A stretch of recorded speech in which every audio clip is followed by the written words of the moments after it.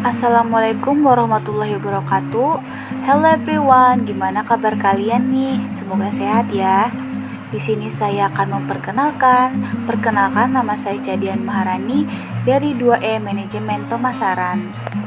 Saya di sini ingin mempresentasikan marketing plan yang saya buat tentang produk yang saya pilih, yaitu produk mie instan yang bermerek Indomie. Sebelum kita mulai, sebaiknya kita simak dulu sejarah Indomie. Indomie sendiri adalah merek produk mie instan dari Indonesia. Di Indonesia, Indomie diproduksi oleh PT Indofood CBP Sukses Makmur Tbk. Produk milik Sudono Salim ini mulai dibuat pertama kali pada tanggal 9 September 1970 dan dipasarkan ke konsumen sejak tahun 1972. Dahulu diproduksi oleh PT Sanmaru Food Manufacturing Co. Ltd. dan pertama hadir dengan rasa ayam dan udang. Selain dipasarkan di Indonesia, Indomie juga dipasarkan cukup luas di mancanegara seperti Amerika Serikat, Australia, dan berbagai negara Asia dan Afrika, serta negara-negara Eropa. Hal ini menjadikan Indomie sebagai salah satu produk Indonesia yang mampu menembus pasar internasional. Bukan hanya itu, salah satu faktor yang membuat Indomie begitu digemari baik di dalam maupun luar negeri, diantaranya rasa bumbu yang diracik secara sempurna.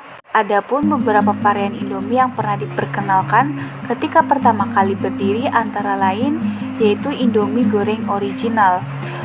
Adapun Indomie goreng sambal mata, Indomie goreng sambal rica, Indomie goreng bawang, Indomie goreng soto, dan masih banyak lain varian rasa dari Indomie. Selanjutnya kita lihat situation analysis. Analisis menurut SWOT, yaitu strength, kekuatan, weakness, kelemahan, opportunities, peluang, dan threat, ancaman. Yang pertama itu strength, kekuatan.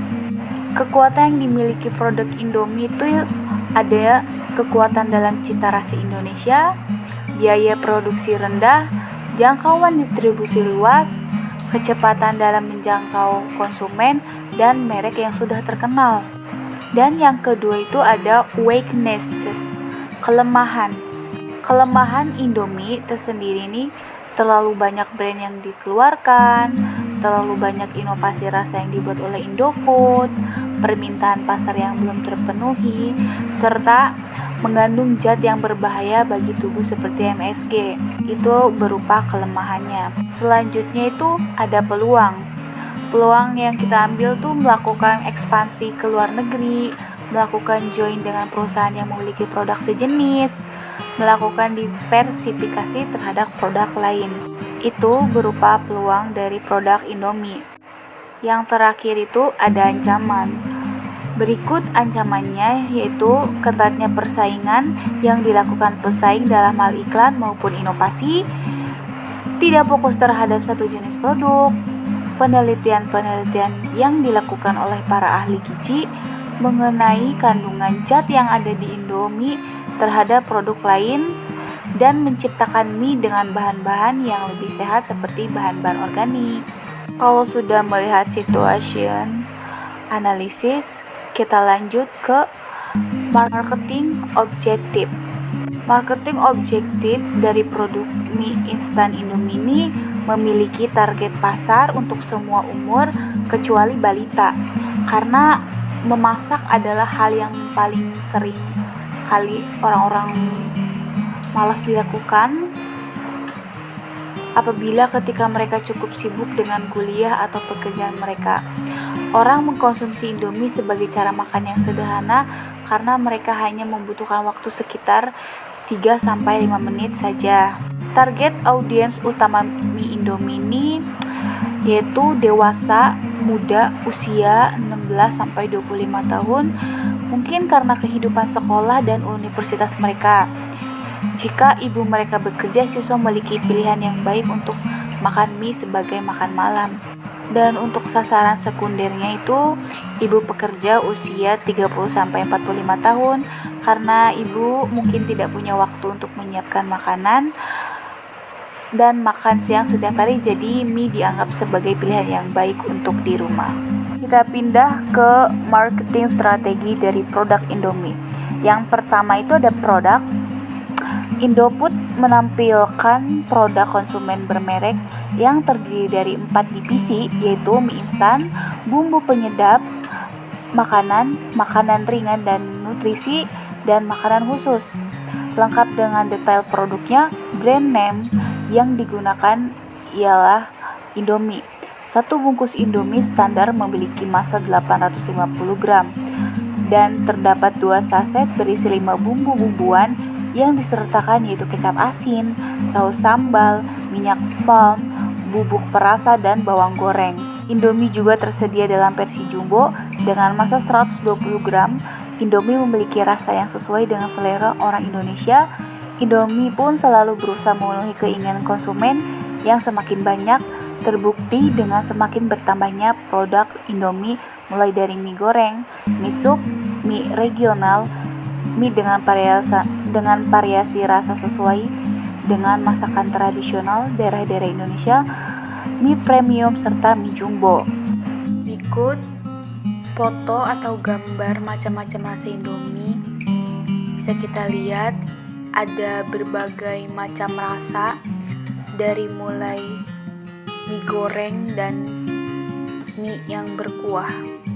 Dan yang kedua itu ada price sendiri di Indomie selain dapat dibeli per bungkus, dapat juga dibeli dengan paket 5 bungkus atau paket 1 kardus berisi 30 atau 40 Indomie. Harga Indomie juga sangat murah dan terjangkau bagi semua kalangan masyarakat di Indonesia. Per bungkus Indomie dihargai hanya sekitar 2.500 sampai 3.500. Yang ketiga dalam marketing strategis itu ada flashes. Pendistribusian adalah kegiatan pemasaran yang berusaha memperlancar serta mempermudah penyampaian produk dan jasa dari produsen kepada konsumen, sehingga pengguna akhir sebagai tujuan akhir dapat memperoleh barang yang dibutuhkan tepat waktu.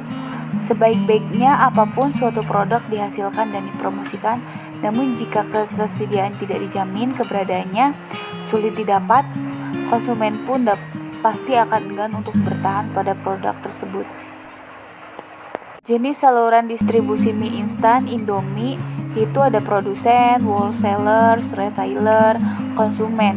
Karena produk mie instan tahan lama dan tidak mudah rusak, sehingga produk Indomie tidak ada masalah jika menggunakan saluran distribusi yang panjang.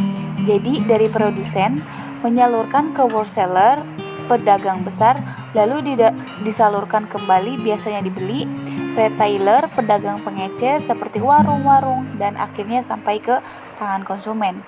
Dan yang terakhir adalah promotions atau promosi. Promosi dari produk mie Indomie ini biasanya dari tagline itu Indomie seleraku, iklan billboard, iklan TV, sponsor acara, atau enggak dari event Indomie menggelar ajang kompetisi acara yang berlangsung pada 20 Mei sampai 2 Juni 2013, atau pembuatan soft side. Indomie saat ini berada pada posisi mature, sudah stabil, memiliki brand equity yang sangat kuat sehingga dapat bertahan sebagai top of mind merek mie instan. Pada tahap ini Indomie tidak boleh lengah, dalam arti Indomie masih tetap harus mengadakan promosi untuk meremind customer bahwa Indomie masih eksis dan selalu berinovasi untuk merejuvenasi produk maupun strategi promosinya. Indomie sempat direbut pasarnya oleh mie sedap, muncul pada tahun 2003 sehingga pangsa pasar Indomie menurun. Meskipun masih tetap menguasai sebagian besar pasar, sejak itu menyadari bahwa mie sedap merupakan pesaing yang cukup kuat. Indomie mulai bangkit dari tidur panjangnya. Indomie mulai gencar beriklan lagi. Indomie menggunakan endorse artis terkenal maupun non-artis. Target market yang digunakan produk Indomie itu menggunakan segmentasi terdiri dari 3 faktor segmentasi, yaitu yang pertama ada faktor geografis. Produk mie instan dinilai cocok untuk seluruh masyarakat Indonesia. Indomie melakukan segmentasi geografis di seluruh wilayah Indonesia dari Sabang sampai Merauke. Dan yang kedua itu ada faktor demografis. Segmentasi berdasarkan usia, maksudnya tuh produk Indomie hanya boleh dikonsumsi oleh remaja hingga dewasa. Yang kedua, segmentasi berdasarkan jenis kelamin. Maksudnya produk Indomie dapat dikonsumsi siapa saja, semua jenis kelamin, perempuan maupun laki-laki. Dan terakhir itu segmentasi berdasarkan pendapatan dan pendidikan. Jadi harga mie instan Indomie tergolong cukup murah sehingga dapat dibeli oleh siapa saja. Produk ini ditujukan untuk semua kalangan, mulai dari kalangan bawah hingga kalangan atas. Dan untuk faktor ketiga itu faktor perilaku, yaitu produk Indomie cocok untuk dikonsumsi oleh semua karakteristik masyarakat, terutama bagi mereka yang memilih gaya hidup cenderung konsumtif dan praktis. Selain itu, Indomie diperuntukkan bagi orang yang membutuhkan makanan cepat saji. Target market yang dilakukan produk Indomie itu ada targeting. Target yang dipasarkan Indomie ini, target pasar Indomie adalah konsumen di atas umur 7 tahun atau kepada anak-anak, remaja dan orang tua, kalangan bawah, menengah dan atas, atau semua jenis kelamin maupun perempuan atau laki-laki. Dan yang terakhir itu untuk target marketing produk Indomie melalui positioning atau menanamkan di benaknya konsumen bahwa Indomie adalah mie-nya orang Indonesia dengan Nusantara dari berbagai daerah, sehingga sesuai dengan tagline-nya Indomie seleraku, atau mie instan yang praktis dan nikmat untuk dikonsumsi, dapat dihidangkan dengan lauk pauknya lainnya. Selanjutnya itu ada kompetitif strategi yang dilakukan produk Indomie, yaitu Indofood melakukan strategi dalam inovasi produknya dan mendirikan berbagai divisi yang memproduksi berbagai produk pada grup produk konsumen bermerek. Grup CBP memproduksi dan memasarkan berbagai produk konsumen bermerek yang menawarkan solusi praktis untuk konsumen di segala usia. Grup CBP merupakan pemimpin pasar dengan merek-merek yang memiliki status top of mind di masing-masing kategorinya. Berikut grup CBP terdiri dari 6 divisi, yaitu yang pertama mie instan. Divisi mie instan memproduksi dan memasarkan berbagai produk seperti instant bag noodles, instant cup noodles, dan yang lainnya. Yang kedua, makanan ringan. Divisi makanan ringan memproduksi dan memasarkan berbagai produk biskuit, singkong, tempe, dan yang lainnya. Yang ketiga itu ada dairy. Divisi dairy memproduksi dan memasarkan susu kental manis dan creamer, susu ultra high, dan lainnya. Berikut ada penyedap makanan. Divisi penyedap makanan ini memproduksi beragam produk kuliner bagi grup Indofood, sebuah perusahaan patungan dengan Nestle SA yang pada awalnya didirikan untuk memasarkan berbagai produk kuliner termasuk kecap dan saus, sambal, dan lain-lain. Berikutnya itu ada nutrisi dan makanan khusus. Divisi nutrisi dan makanan khusus ini memproduksi dan memasarkan beragam produk yang ditujukan khusus untuk memenuhi kebutuhan nutrisi bayi dan anak-anak. Yang terakhir itu ada minuman. Divisi minuman menawarkan berbagai produk minuman dari produk teh dan kopi siap minum hingga AMDK, minuman berkarbonasi, dan minuman jus buah. Selanjutnya itu ada implementation teknik yang dilakukan produk Indomie.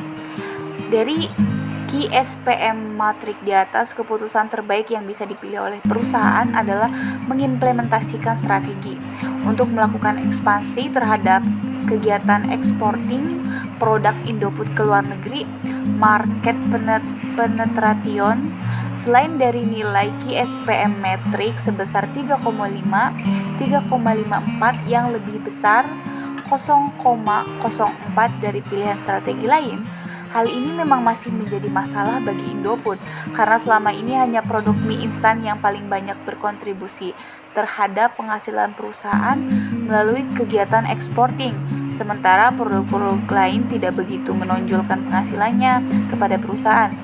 Oleh karena itu, perlu adanya ekspansi kegiatan ekspor dari Indofood dan tidak hanya berkutat pada ekspor mie instan saja, tapi juga produk lain yang memiliki potensi diterima di masyarakat luar dalam mengimplementasikan strategi yang sudah dipilih.